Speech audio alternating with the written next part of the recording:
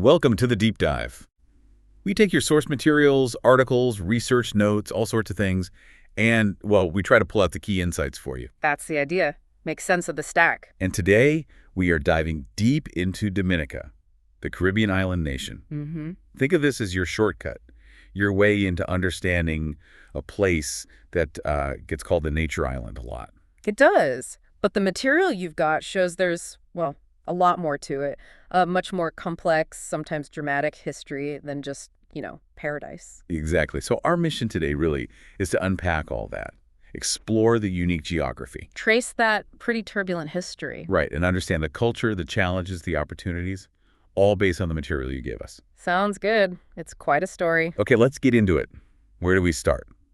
The land itself, I suppose. Your sources jump right into why it's the nature island. They do. Location first, Eastern Caribbean. It's the largest of the Lesser Antilles, sitting right there between Guadeloupe and Martinique. And that nickname, Nature Island, it's not just marketing, is it? Not at all.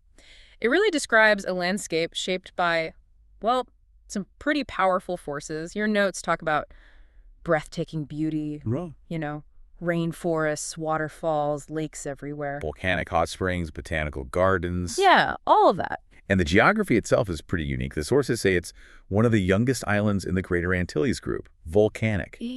Right, and sitting directly on that plate boundary, Caribbean and Atlantic, that explains the mountains, definitely. Super mountainous terrain. Morandiablotins is over 4,700 feet. Wow.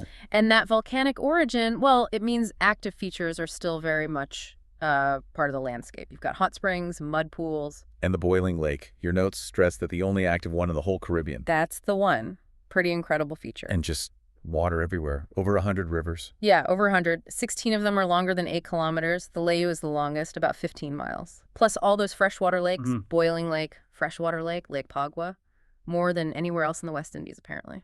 Okay, so you combine that with the climate, tropical maritime, trade winds, lots of rain. And you get this incredibly lush vegetation, huge forests, the largest in the Lesser Antilles, actually. A lot of it protected now, national parks, even World Heritage sites. But the coast is different. Your sources mention it's rugged, not many natural harbors. Exactly. Rugged coastline, few harbors, and just a small coastal plain, mostly around Roseau, the capital. So how did this specific geography shape things?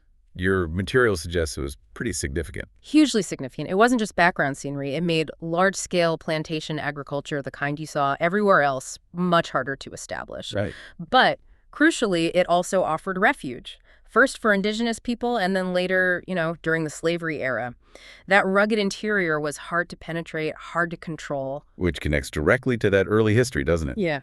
Columbus sighted it November 3rd, 1493. Named it Dominica Sunday. Yep. But the key detail your sources highlight is he never actually landed, never set foot there. Why is that so important? Because the island wasn't empty. When Europeans eventually did arrive, people were already living there. Your sources mention Arawaks, or Ignuri, first. Who were then displaced by the Caribs. Exactly, the Caribs, or Kalinago, as they're known today. And they are absolutely central to Dominica's story. Fierce warriors is how they're described. And they really held out for a long time. An incredibly long time, 270 years, your sources say, successfully defending the island against the Spanish, the French, and the British. That's remarkable, given the power imbalance. It highlights just how challenging that terrain was and their determination. Even when the British finally took over in 1763, the sources estimate there were still maybe 5,000 Caribs in one region. Some were expelled, sadly. Yeah, that's tragic. But here's something surprising your material points out. Indigenous Amerindian ancestry actually survived in Dominica much more than you might expect. Right, I saw that. Higher proportions compared to nearby islands where populations were often completely wiped out. Yes. And digging into that, the sources mention Taino ancestry specifically surviving. It's often overlooked, they say, but genetic data confirms it. How did that happen? Well, it seems to be through localized admixture, basically, mixing between populations over time, especially within distinct communities like the Kalinago territory today. Your sources mention the genetic studies confirming this, but also raise the ethical questions given the history. Understandably. But the modern Kalinago community, they are a living link to that past. The last of the Tainos in the Lesser Antilles is how your material puts it. Living in their own reserve. Yeah, a 3,700-hectare reserve. They've kept a distinct identity, their own political structures, these councils, and they're developing their economy now through things like ecotourism, crafts. It's quite different from the story elsewhere in the Caribbean, where many groups assimilated or just vanished. Okay, so despite that resistance, the colonial powers kept trying. Spain failed to settle. France claimed it in 1635. Then it went back and forth between France and Britain. Right, through various wars. The big turning point was the Treaty of Paris, 1763. That gave Dominica definitively to Britain. But there was a catch, wasn't there? Something in the treaty. A fascinating condition, yeah. Britain had to respect French customs, property laws, religion, which meant French influence stuck around for a long, long time. Over a century, until a law in 1867 mandated English in government. So you have this strong French layer, settlers building estates, churches. Your sources mention a Melanie de la Haye. Founder of Rousseau, she's sometimes called. A French trader established an estate. Rousseau grew partly around the indigo trade she was involved in. And there was some intermarriage, too. And this is also when sugar starts to become huge across the Caribbean. White gold. Absolutely. It spread like wildfire. Immensely profitable. But Dominica's sugar story was different. Slower. A bit slower, yeah. Yeah. Partly the career resistance we talked about, partly that tough terrain. The British conquest in 1761 gave it a push, though. Sugar did become important, and rum production started up, exporting to the Channel Islands even. Still, not on the scale of, say, Barbados. No, definitely not. But it still required labor. And that's where slavery comes in. The French started importing enslaved Africans for the plantations. And your material makes a point about the 1807 Slave Trade Act. Right. Crucially, it made the import of enslaved people illegal. But slavery itself, that continued legally for decades more. The 1810 census figures you provided are stark. 334 whites, 225 free blacks, and over 23,500 enslaved people. Yeah. It really drives home the human reality of that economy, even if the landscape limited its sheer scale compared to some neighbors. Okay, moving into the 19th century. Yeah. The big event. The Emancipation Act of 1834. Huge, but not straightforward. It proclaimed abolition, yes, but then it brought in this apprenticeship system. Meant to last 6 years, lasted nearly 4. And your sources describe it as not really freedom. They call it the other slavery, essentially, a continuation of forced labor under a different name. The reaction described is quite powerful. Oh, so? The enslaved population apparently saw the Proclamation Day as a day of mourning, marching in white, feeling cheated of immediate freedom. Meanwhile, planters were offering bounties for runaways to counter the abolition societies. So the apprenticeship didn't work well. Not really, according to the sources. And then you had plant diseases hitting sugar crops. Production declined significantly by the 1860s, 70s. Your notes even mention a possible, though unclear, link to the Ashanti War affecting things.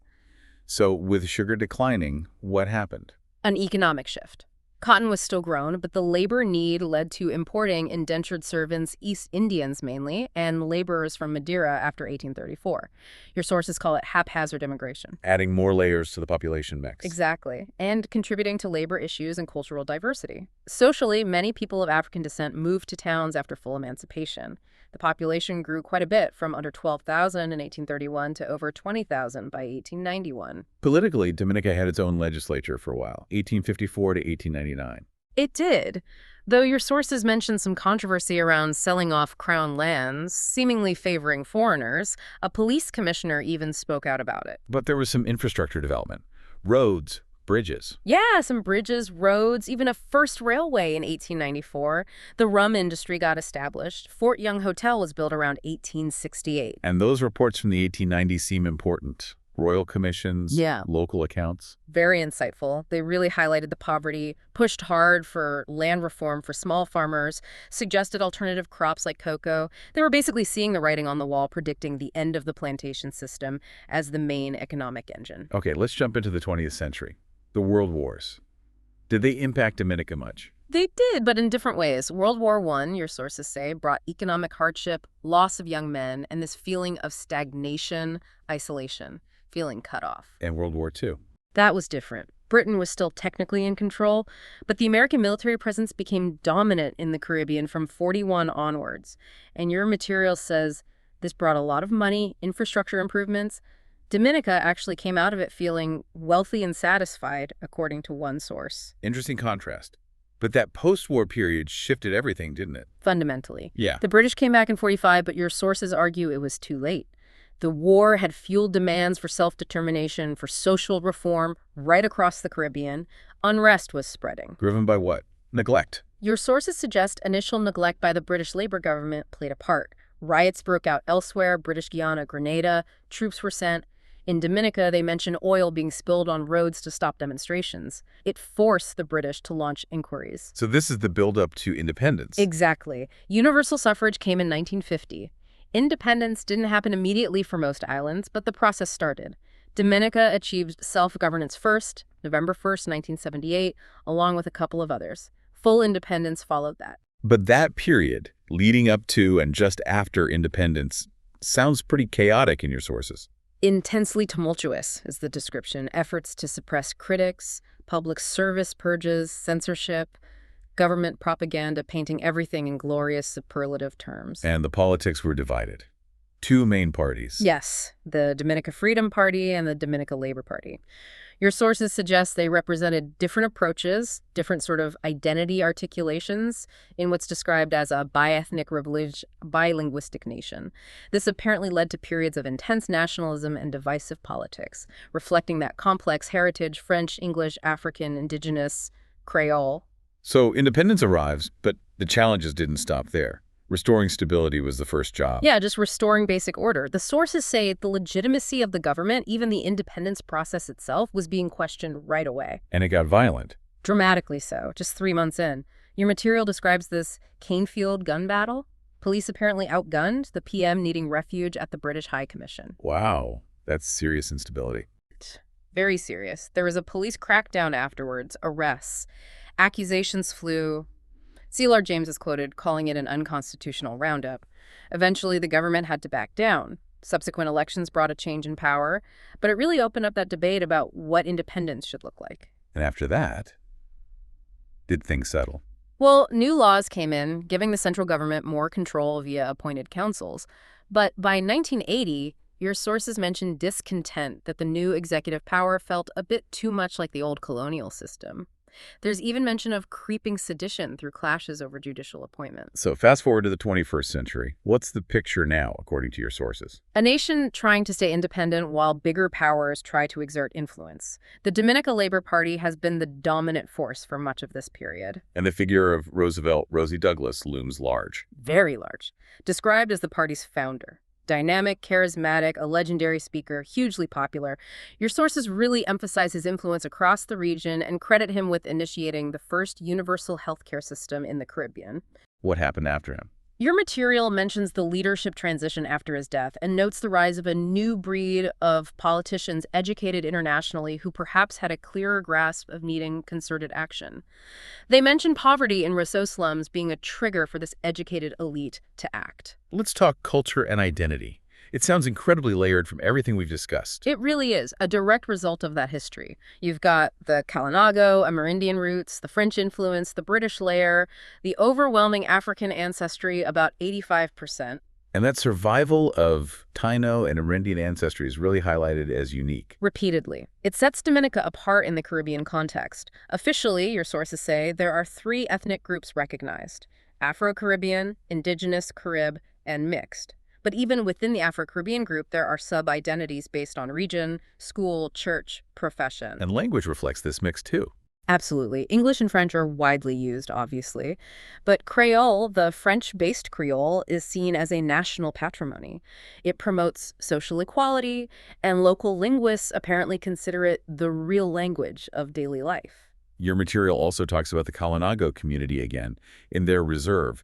How are things developing there? It sounds like a positive story of resilience. Rising social status, official territory recognition, evolving political and economic structures led by Indigenous people themselves, ecotourism, crafts.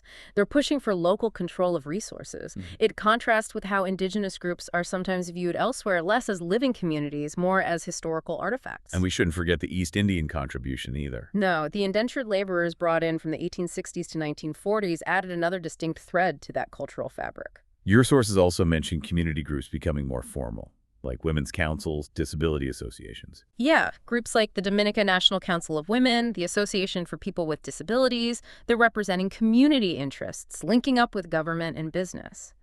And interestingly, despite limited resources, these different groups often raise similar issues. Okay, let's shift to the economy. Historically, it was agriculture, sugar, cocoa, cotton. Then the plantations declined. And it shifted more to smaller farms. Tea had a revival around 1950, apparently. And those 19th century reports were already pointing towards this, right? Highlighting poverty, pushing for land reform, alternative crops. They really were, predicting the end of the big plantation model. So what's the economic base today? Primarily tourism and geothermal energy, according to your sources, though agriculture definitely still plays a big part. But there's some criticism about how tourism has been handled. A strong critique, actually. The sources argue that despite rapid growth, there hasn't been enough proactive planning for the social, economic, and especially environmental impacts. They say Dominica has done very little to encourage tourism, specifically overnight stays. Yeah, focusing much more on the cruise ship trade instead, which, the sources note, tends to benefit fewer local people directly. Even so, it's a popular cruise stop and a well-kept secret for longer stays. It seems so. Significant cruise passenger numbers. The government's stated aim, though, is developing sustainable tourism, ecotourism, playing to the nature island strengths. There's talk of an eco-sustainable model. Resorts for workers first, then tourists, researchers. That's mentioned as a proposal, and the attractions are certainly there for it. Boiling Lake, waterfalls, amazing hiking like the Watukubuli Trail, longest in the Caribbean UNESCO site. Diving, snorkeling, another UNESCO park, whale watching. Exactly. Loads to offer the ecotourist. But there's a tension here, isn't there, between development and preservation? A critical tension. Dominica avoided some degradation because it was slower with mass tourism and big agriculture. But now the push for infrastructure, especially for high-end or mass tourism, is putting pressure on the environment. Your sources mention concerns about government actions, development overriding environmental gains. Yes, critiques about abuses of authority, landscapes, and people being impacted by projects pushed under the banner of progress. It suggests past environmental care could be reversed. So the potential is there. Ecotourism, carbon markets, agri-products, wellness resorts, alternative energy. But only, the sources stress, if it's monitored carefully, sticking to eco principles. And a lot of land is privately owned, which makes managing development pressure tricky. What about public services? Education, for instance. Shaped by the colonial past, mostly. Mandatory primary education, free, mainly in English. Then a common entrance exam for secondary. Provisions for those who can't afford fees. Adult education, language programs, too. And healthcare. Development started in the late 40s, early 50s. Public health clinics in districts, 2 main hospitals. Specialized units came later: dental, TB. Efforts to improve sanitation, drinking water, though challenges like hurricanes and epidemics obviously caused setbacks, as noted for the mid-50s. But what about general infrastructure, government, finance, transport, communication? Well, democratically elected cabinet. Banks exist. Transport is basic taxis, car hire, buses, some cargo ships, but not super frequent. Communications cover landlines, cell, internet, mostly in Rosso, TV. The media landscape sounds somewhat independent, with local news often critical of the government, plus papers, radio, 1 local TV station. And how does Dominica connect regionally and internationally? It's active in CARICOM free movement, single market efforts, cooperation on crime, disasters, health. It gets assistance, plays roles in things like asset recovery forums, supports UN reform, and strong, long-standing ties with France, especially nearby Guadeloupe. Your material also mentions resilience. Dealing with natural disasters seems woven into the history. Definitely. It's a recurring theme. Organized relief efforts go way back, like after the 1880 volcano, though there are also critiques in your sources about recent disaster responses, like Erica and Maria suggesting maybe external image sometimes got prioritized over immediate local needs. Okay, to wrap things up a bit, maybe we can quickly revisit some of the key people your sources highlighted. Sure, there's Columbus, obviously. Sighted and named the island, but didn't land. Then the Caribs, the Colonization. Absolutely fundamental. Fierce resistance, survival, their legacy is huge. Melanie de la Haye, the founder of Rousseau, that early French trader who helped establish the capital. And jumping forward, Rosie Douglas, a major political force, founder of the Labor Party, charismatic, known for universal health care. Yeah, a key figure in the modern era. And Nicholas A. Liverpool gets a mention for his role in a peaceful power transition during that unstable post-independence period. Right, so we've covered a lot. From this dramatic volcanic landscape through indigenous resistance, colonial battles, slavery's scars, the fight for freedom. World wars, political chaos, natural disasters. It's been quite a journey. And we've seen this island grappling with its identity, trying to balance this incredible cultural mix and environmental heritage with development pressures and, well, the complexities of being independent. Yeah, the blending of cultures, the survival of distinct identities like the Kalinago, the role of Creole. It's unique. It's clear Dominica is a place of stunning natural beauty, but also remarkable resilience.